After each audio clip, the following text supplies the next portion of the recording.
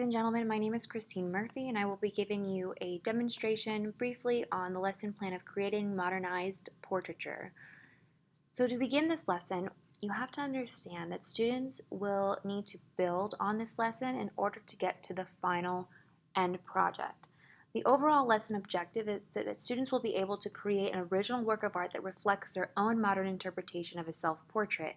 In order to do this, students need to know the principal foundations of the elements of art, including the principles of design, and have prior knowledge about creating a self-portrait. Students also need to take time to investigate to learn how to create skin tone colors. They also need to have basic understanding and knowledge of color theory.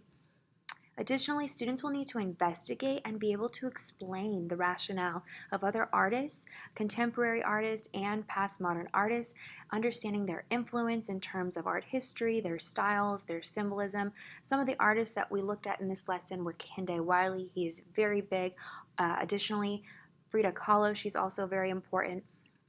Also, we entwine into that lesson appropriation, assimilation, and plagiarism. I think it's very important for students to understand or have basic understanding of what is acceptable in terms of taking someone else's art and recreating it into your own form, or essentially into your own work of art, and knowing that there is a fine line in terms of plagiarism. So we use Roy Lichtenstein as an example for that. Students also have the opportunity to take a look at Kehinde's art and reflect upon the original work of art by Jacques Louis David. And what we do is we evaluate and we investigate and we determine what did he use and why did he use those specific symbolisms, and students think of ideas that modernize that in their own work of art.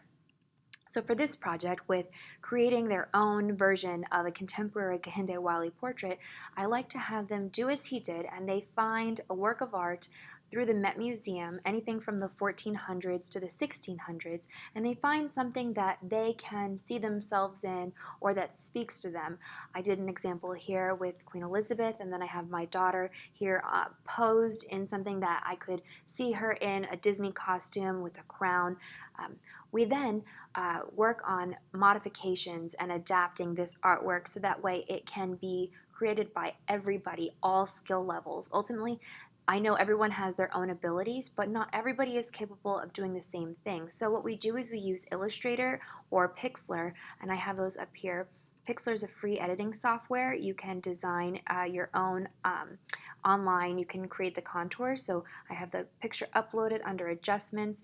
You can click on posterize and actually adjust it to change the contours, print it out. It's pretty awesome. Or if you're familiar with Adobe, right, you can image trace the image and then you just change it to a high fidelity or a low fidelity photo. It provides the contours for the students. We print that out, and then students are able to trace that onto carbon tracing paper, and then they can see where they need to place the lines and all the individual markers, so that way they have a thorough and better understanding of what it is that they are creating.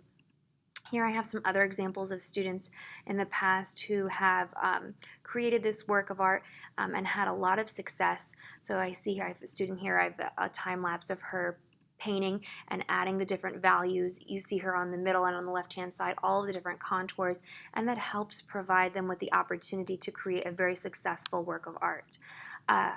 The objective for this lesson is based on how well the student was able to create a visual message using the modifications provided by myself, how well they use the necessary aids and steps in order to produce a work of art. A lot of times teachers just task students with painting a portrait and the skills are not documented, so they don't understand what they gained out of the lesson. So ultimately, the objective is to reinforce what they learn through checkpoints by the teacher, and that we use Canvas in our school system, and basically we use that to document their progress so we can show them that they have more power in creating their own artwork. For assessment, students use small group instruction. We also used a rubric in order to show mastery, and in my rubric, a lot of the statement questions are I can do this, I can do that, and that's how students were able to determine if they had success in their artwork. And here I have some examples of student artwork.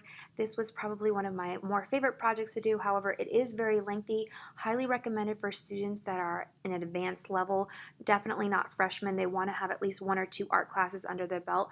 Potentially level 3 or AP would be highly recommended.